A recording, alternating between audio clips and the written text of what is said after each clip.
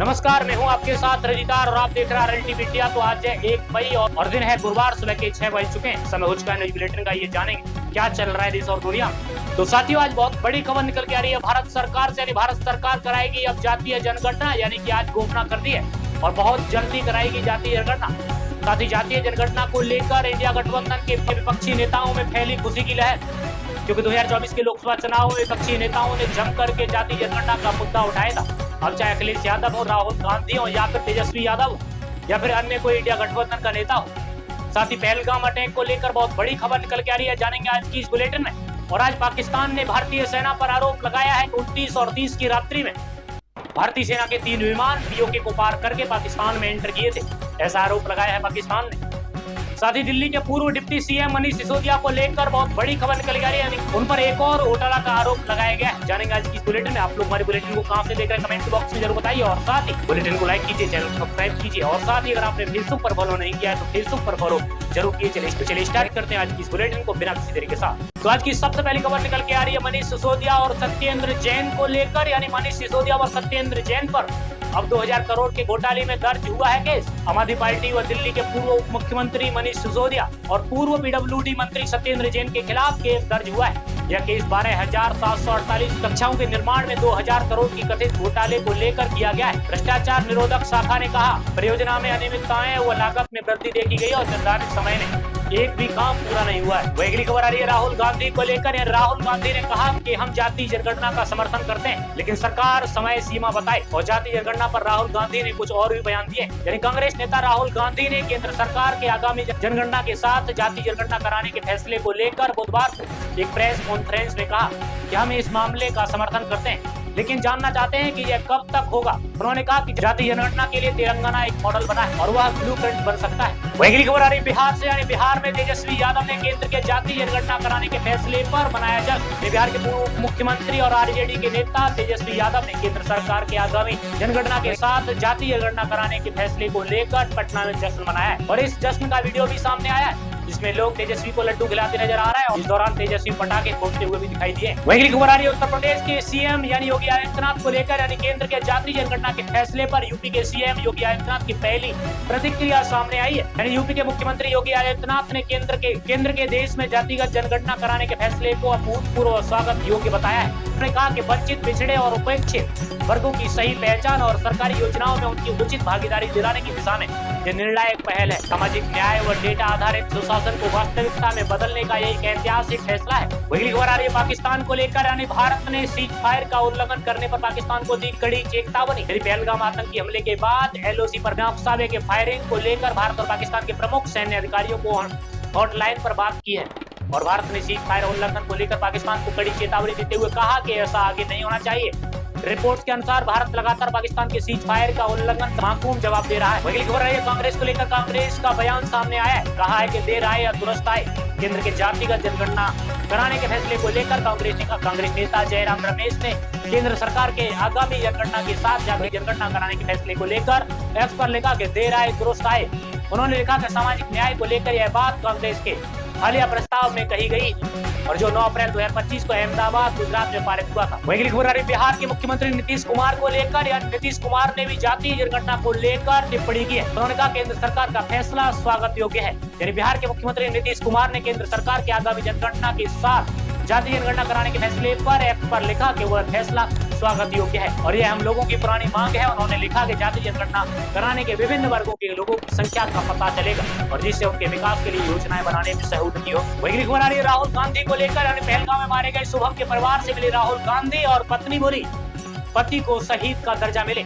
यानी कांग्रेस नेता राहुल गांधी जम्मू कश्मीर के पहलगाम में हुए आतंकी हमले में मारे गए शुभम द्विवेदी के परिजन से मिलने बुधवार को कानपुर उत्तर प्रदेश पहुंची। राहुल गांधी ने मुलाकात के बाद शुभम की पत्नी से कहा, हमने राहुल से कहा कि शुभम को शहीद का दर्जा दिया जाना चाहिए, और जिस पर उन्होंने सरकार के सामने यह मुद्दा उठाने का आश्वासन दिया है। वही खबर आ रही बिहार से। यानी बिहार में लालू प्रसाद यादव का भी बयान जातीय जनगणना को लेकर बाहर आ गया है। यानी उन्होंने कहा कि जिसे समाजवादी लोग 30 वर्ष पूर्व सोचते थे, दूसरे लोग बाद में फॉलो करते हैं। यानी आरजेडी प्रमुख लालू प्रसाद यादव ने केंद्र सरकार के जातीय जनगणना कराने के फैसले पर एक्स पर लिखा कि जिसे हम समाजवादी 30 वर्ष पहले सोचते थे, दूसरे लोग दशकों बाद इसे फॉलो करते हैं। उन्होंने लिखा कि संयुक्त मोर्चा सरकार ने 1996 97 में और 2001 की जनगणना में जातिगत जनगणना कराने का फैसला लिया था, लेकिन बाद में एनडीए सरकार ने अमल नहीं किया।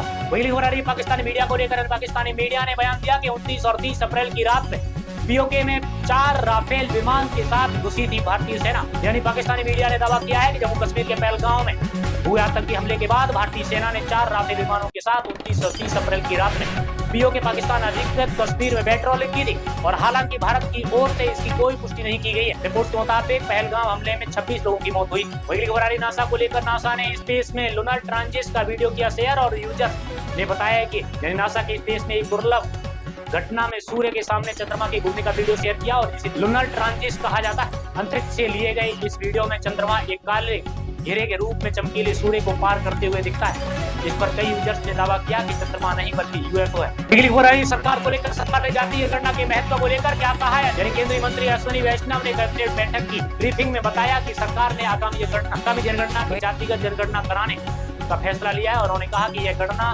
राष्ट्र के निरंतर विकास करने और हमारे बीच सामाजिक और आर्थिक ढांचे को मजबूत बनाएगी। इससे दिखता है कि सरकार देश और समाज के मूल्यों के प्रति प्रतिबद्ध है। वायुसेना की ताकत को लेकर, यानी पाकिस्तान के मुकाबले कैसी है भारतीय वायुसेना और नौसेना की ताकत। भारतीय वायुसेना के पास कुल 2229 एयरक्राफ्ट है, और जिनमें से 600 लड़ाकू विमान और 831 सपोर्ट एयरक्राफ्ट हैं। साथ ही 899 हेलीकॉप्टर और 50 से ज्यादा AUV शामिल है। जबकि पाकिस्तान के पास 1399 एयरक्राफ्ट हैं, जिसमें 328 लड़ाकू विमान, 64 ट्रांसपोर्ट एयरक्राफ्ट और 565 ट्रेनर एयरक्राफ्ट और 373 हेलीकॉप्टर हैं। वही भारतीय नौसेना के पास 150 युद्धपोत हैं, जबकि पाकिस्तानी नौसेना के पास 114 जहाज और 8 पनडुब्बियां हैं। वही खबर सूर्य कुमार यादव को लेकर, यानी सूर्य कुमार यादव IPL सबसे तेज 4000 रन बनाने वाले भारतीय बने। MI के सूर्य कुमार यादव IPL सबसे तेज 4000 रन बनाने वाले भारतीय बन गए।